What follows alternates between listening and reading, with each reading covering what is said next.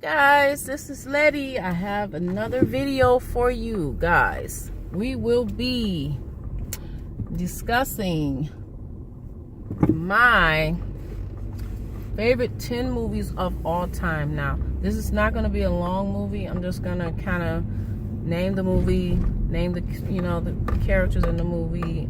If I can think of the date, because I'm driving, so I don't have the date in front of me. If I remember the date it came out, then I'll give you the date and some information that I know about it. So anyway, top 10. These are actually in order that I like them. So I will be starting from 10 and going to 1 being my favorite. So getting started at number 10 is 12 Angry Men.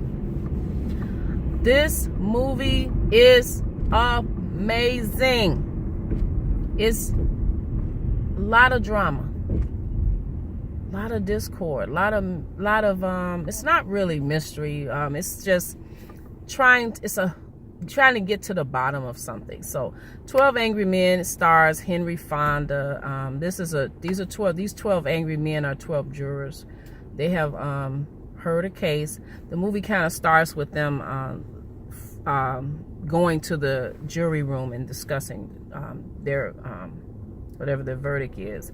And then they find out, they do a vote or something, and they find out that one gentleman, everyone thinks that this person is guilty that's standing trial. This is a little boy not a little boy, but a teenager that's on trial for murdering his dad. So 12 men are the jury, and then they go back and they are discussing the facts in the case. And then they do a vote, and they find out that everyone votes guilty except one man, and the one man is Henry Fonda.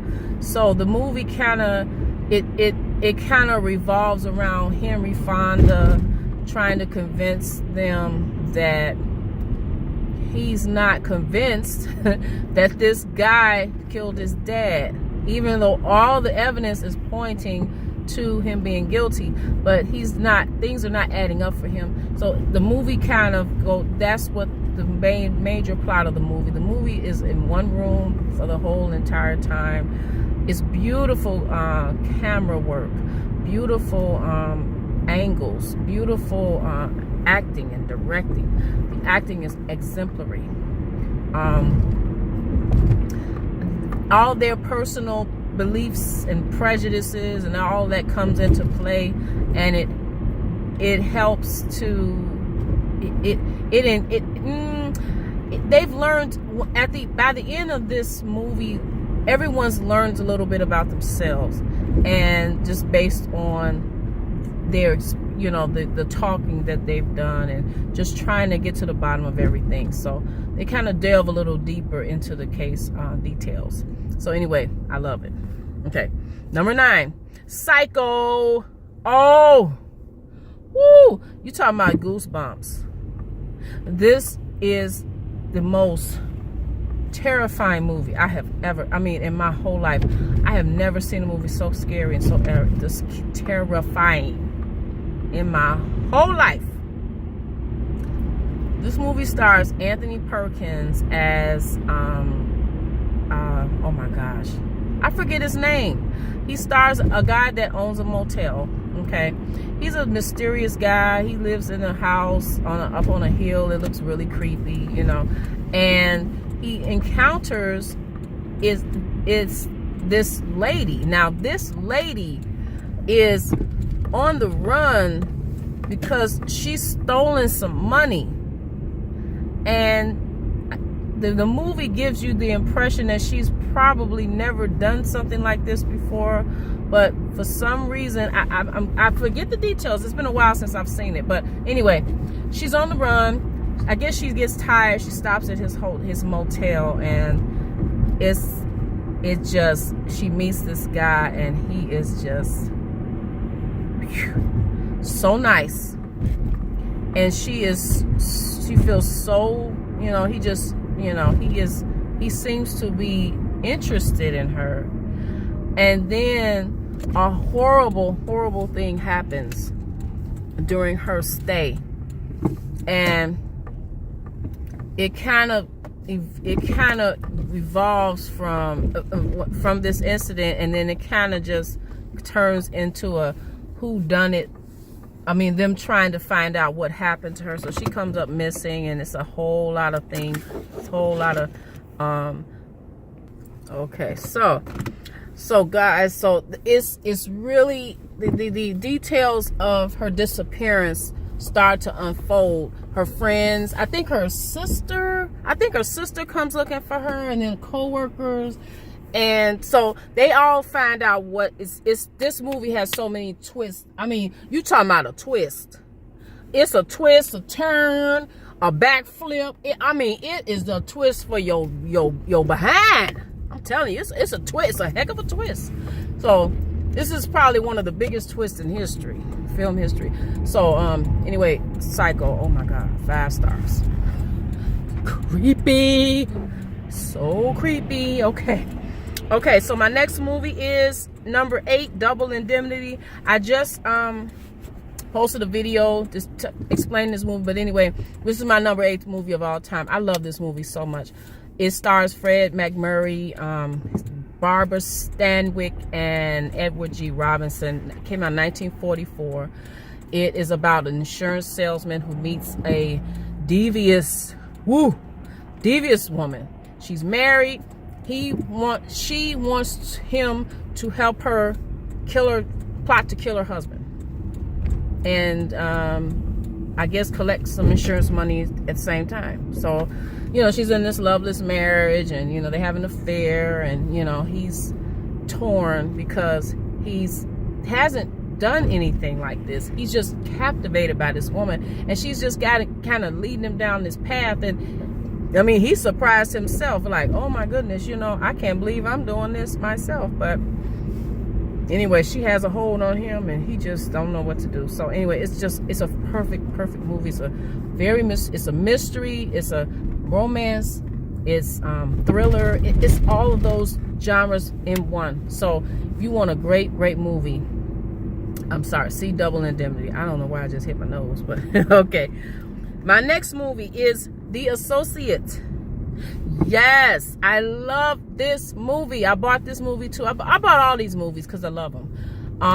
You can find them if you go to Amazon. Some of these movies are old, but if you go to Amazon, somebody has this movie. So anyway, I'm talking about the older movies. I have movies that was in, I think that might be my oldest one on here, 1944. But anyway, let me keep track here. Number 7 is The Associate. It stars Whoopi Goldberg and Diane Wiest and Tim Daly, and who else is in this? It's a couple other supportive characters. This movie is so good. I love this movie because it's different. I don't think there's another movie that's dealing with such a unique, well, maybe it is. It's some movies that are dealing with this concept. So basically, the movie stars Whoopi Goldberg as I forget her name in here, but she's an associate. She works for this company, and she's brilliant at her job. And we find out that she has been just kind of passed over. She should be in a higher position, but because of this thing with this company, just really appears to be just wanting a man in that role, whether they're qualified or not. But it's clear that she's the qualified person. So anyway, she gets passed over by her best friend in the company, which she also helped to help him to flourish in the company. So he gets her promotion, some kind of lying or conniving type of thing. So she in turn tries to start her own company. She quits their company. She tries to start her own company. And then that starts a chain of events where she actually pretends to have an associate that's a man so that people can take her company seriously. So that's a chain of events that is very interesting and makes for a very funny movie, but it's making a statement as well. It's talking about basically, you know, this society have come a long way, but you know, it's still, this movie basically is saying, you know, it's still a man's world to a point, and you know, women can do, we can do these different types of jobs, and we are qualified and we're capable, and if we just given a chance. So that's what this movie is really talking about. It's pretty funny too. I love Whoopi Goldberg, so you know, you check it out. It's a pretty good, it's a very good movie, I think. The Terminator, the first one, the original, the acting. I mean, who would be a better Terminator than Arnold Schwarzenegger? I cannot really even imagine another person in this role. It's not just his size, his acting. He is gonna get Sarah. He's gonna get her no matter what. He's gonna get her and he's gonna kill her.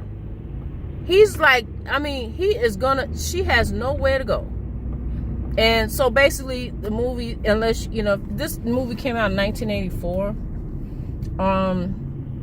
It stars Arnold Schwarzenegger, Linda Hamilton, and I can't forget the man that plays her protector from the Terminator. I forget his name. Oh my God, it's on the Michael Biehn. That's it, Michael Biehn. So it stars these three people. Basically, you know, you have your other characters too.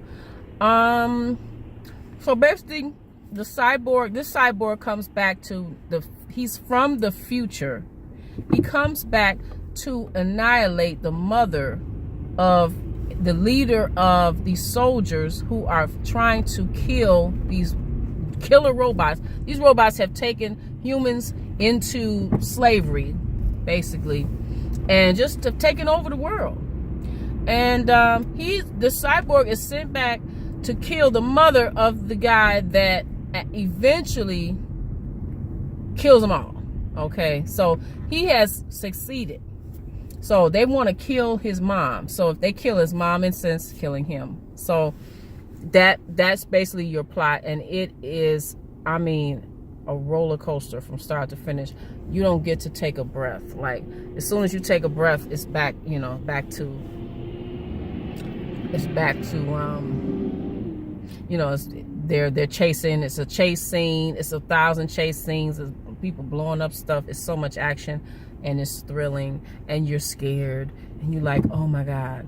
And he will stop at nothing to get Sarah Connor. If he has to pretend to be someone, he can impersonate voices. This thing is talented.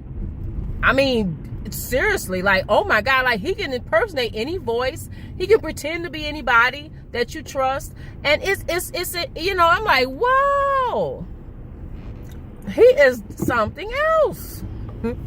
You know, so anyway, I love that movie. I think I did buy that. I think I might even have that on VHS. So it's a pretty old movie. Okay.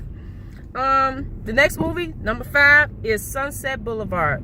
Oh my God. Oh, another movie directed by the very talented Billy Wilder. Billy Wilder also directed Double Indemnity. So, Sunset Boulevard. Oh, I do not know the lady's name. Gloria something. It's Gloria something, you know. Yeah, her name is Gloria. I'm sorry, guys. I'm trying to talk hard. Gloria something. Okay. Gloria something, and then the guy, I forget his name. Oh boy, the man. It's a man and a woman, basically. And then you got some other supporting characters. I'm so sorry. I apologize. Do not know these people's name right now on top of my head. So, anyway, the movie stars these two characters, and it starts out with a guy. The guy is a down on his luck writer, and he's he is running from creditors, I believe. I haven't seen this movie in a while, so you know, forgive me if my details are kind of sketchy. So he's running from creditors, or he's trying to hide his car, I think. Yeah, I think that's what it is. He's trying to hide his car. He winds up, I don't know, someone's chasing him or something. He winds up sticking his car in this house where he thinks is abandoned. It's very run down and just looking really crazy. So it turns out it's the house of a famous actress from years ago. And she's staying there, and she's a little delusional, and she's kind of living in the past. And she's traumatized with the fact that she used to be a silent movie star before sound came about. So now that you have the sound, and she just is not, she's grown older, and she's just not as famous as she once was. So it's been a traumatic experience for her. So he gets caught up in all this craziness. So he just gets all caught up. I think she starts to fall in love with him. He stays there because he's trying to run from, he's really trying to have a place to hide from people that he, you know, I think it's creditors. I think he's in debt. So he's hiding out. She's falling for him, and it's becoming obsessive. She doesn't want him to leave. It just becomes really creepy, a creepy type of relationship. And then she has this creepy butler, and it's some secrets with him, but I won't reveal everything in the movie in case you guys haven't seen it. So it's a lot of twists and turns. She gives a fantastic performance. This woman is incredible. Like I say, once again, very, very, very good acting. But anyway, if you got time, please check that out. Like I said, that was also directed. Billy Wilder has directed. I have 3 of his movies on here. I love Billy Wilder as a director. This man has made some fabulous movies. The next movie is number 4, Force Awakens. Oh, this is the movie, Star Wars, The Force Awakens. This movie led me becoming a Star Wars fan. This was the first Star Wars movie I ever saw, and I absolutely loved it from start to finish. I love Rey. I love Finn. I love the pilot. Don't know his name. I loved all the other, the older characters, the ones that I call them the matriarchs and the patriarchs of the Star Wars franchise. So, you know, I love Harrison Ford and Mark Hamill and Leia. I can't think of her name. God rest her soul. Carrie Fisher. So it stars a little. We introduced to a young lady by the name of Rey, and she's a scavenger, and she just looked like she's trying to survive. You know, she's by herself, but she's a heck of a fighter, which, you know, I wish they would have explained, or maybe at some point they will explain how she got her training. How did she learn to fight so well? Because she can kick some behind up there, okay?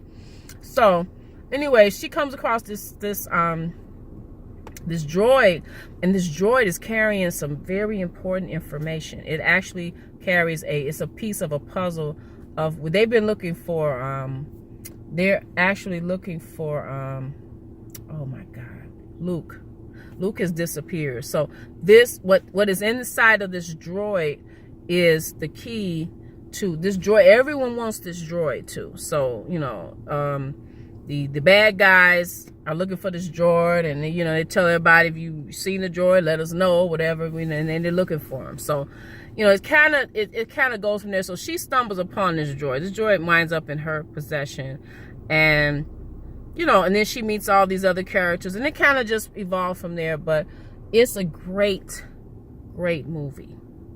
There have been some comparisons to the first Star Wars with this, but yeah, there are some comparisons. But I think, you know, the characters stand on their own. They're pretty well developed, and I think even though there are similarities, I think this is still a good movie, and it's still some good characters, you know, interesting characters, developed characters.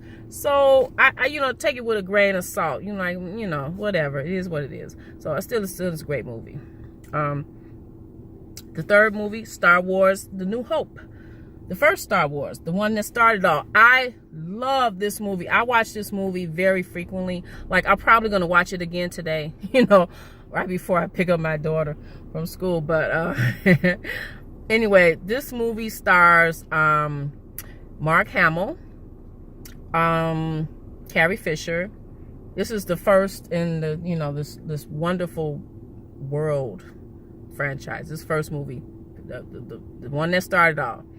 Okay, so Mark Hamill comes off as a little, you know, he's kind of whiny, he's immature, you know, he knows he has a bigger purpose. He knows his more to his life than what he's doing currently, but he's trying to figure it out, and he feels like, I guess, his uncle appears to be holding him back, although he doesn't know why. You know, Luke doesn't know why, but, you know, we will learn later why his uncle is so protective of him. And, you know, he stumbles upon a guy, a hermit by the name of Ben Kenobi, and actually he knows of him. He's kind of been looking after him from a distance, and then all of that's revealed later, you know, why this person's taking such an interest in Luke, and he's protective of him. So anyway, things happen, and they wind up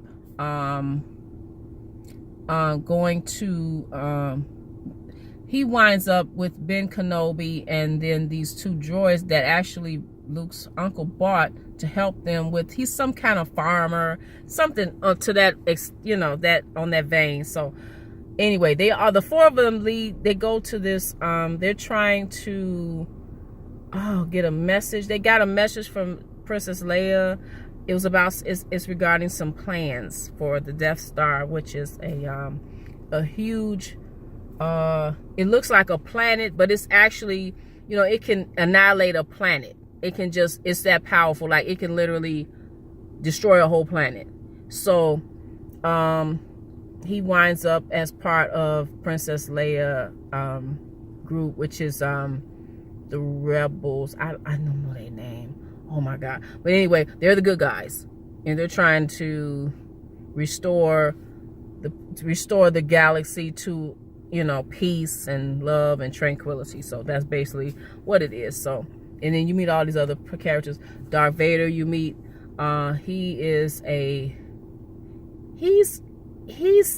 one of those characters, you know, he's bad, he's a bad guy, but you always sense there's something deeper there. Like there's some pain there. There's something that has really hurt him for a long period of time, which we find out later when we look at his trilogy later on in the franchise. But it's a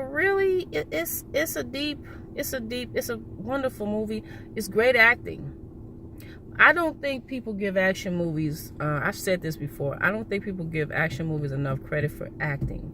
Because to make a quality action movie, it's not enough to just blow some stuff up. You got to really, you know, the acting has to be on point too. So it can't just be about blowing something up. Anybody can blow something up. Because you got those movies that have there's no substance. It's just nothing but people just blowing stuff up.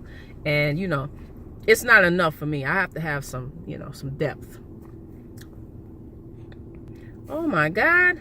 Okay, I'm going to wrap it up real quick. Next, number 2 is Some Like It Hot. This was the first Marilyn Monroe movie that I watched. I fell in love with Marilyn from this point on. I studied her life. I read her books. I've learned just about everything I can about Marilyn. This movie is so flippin' funny. It's ridiculous. I've been in tears. This is a great movie. Funny. It has romance. It's she's so cute. For lack of a better word, Marilyn is so cute in this movie. I tell you, I'm wearing a shirt right now with her face on it. I'm gonna show you guys. It says Queen of Everything, but that's Marilyn's face. I love Marilyn. So I'm just showing you this. I am a fan. But anyway, this movie stars Marilyn Monroe, of course, Tony Curtis, and Jack Lemmon, which I love Jack Lemmon. that's another whole video. I'm gonna do a video of all these movies that I love and you need to check out. But anyway, that's another video. Okay, so it stars two guys that are actually musicians, and they witness a murder, and they're trying to get away from the scene and hide out so that they're not found out and they're not next to be murdered, because they're eyewitnesses. So, you know, they're trying to get away. So they wind up taking taking a case. It's in Florida, but they needed 2 female musicians. So they disguise themselves as females to get away from Chicago. It actually happens in Chicago, and they're going to Florida to hide out. So basically they're hiding out. So that's the plot of the movie. So it's a series of twists and turns, but it is so good. It is so funny. One of my funniest scenes, I don't know, let me see, it's with Jack Lemmon. Jack Lemmon's character, someone has fallen in love with him, and he is actually considering being with this man, even though he's heterosexual, because the man is rich. And he said, I'm tired of struggling. This man wants to take care of me, you know. And it's like, his friend doesn't understand him he's not gay, he's heterosexual. So he's like, well, why? How are you going to do that? And he's like, well, you know, whatever. And it was so funny. I said, I can't believe this man is off the chain. It's such a good movie. And my final movie, guys, I'm sorry this video is so long. Thanks, God, for hanging in there with me. Back to the Future. Oh, yes. #1 movie. If anybody asks me, what's my favorite movie? It's Back to the Future. Everyone knows I love Back to the Future is a perfect movie. It came out in 1985. I was 10 years old. I fell in love with this movie. I love Michael J. Fox. I am praying for him. He has such an impact. If you grew up in the 80s, you know who Michael J. Fox is. Michael J. Fox was the guy, okay? He was it's just so adorable. It's such a sweet movie. Basically, the movie stars Michael J. Fox. He's a teenager.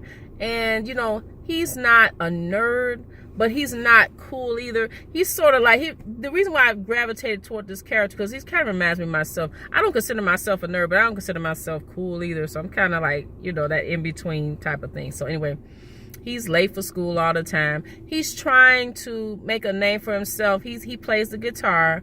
He's trying to get some exposure, some notoriety. He's in high school, so he's trying out for the school band, and you know, they didn't like them because they were too loud, and that was hilarious. But basically, he's with a guy that's a kind of a wacky type of character, that's played by Chris Lloyd's character. And so basically, he's a scientist. He invents things, and you know, everybody thinks he's crazy, but he actually invents something that works. It's a time machine, and accidentally he gets sent back to 1955, where his parents were teenagers. So he gets to experience what their life was like, and he meets his parents, and it is hilarious.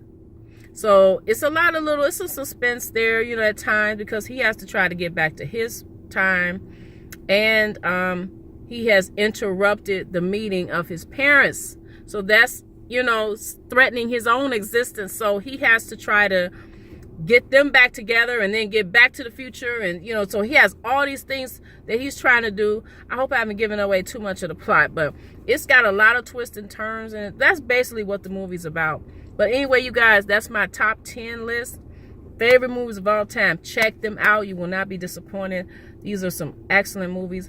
And I hope you guys, thank you so much for watching. I hope you guys have a wonderful rest of your day. And if you like the content on this channel, hit the subscribe button and like the video if you like it. Thanks for watching, and I will see you guys on the next video. Thank you so much. Take care. Bye-bye.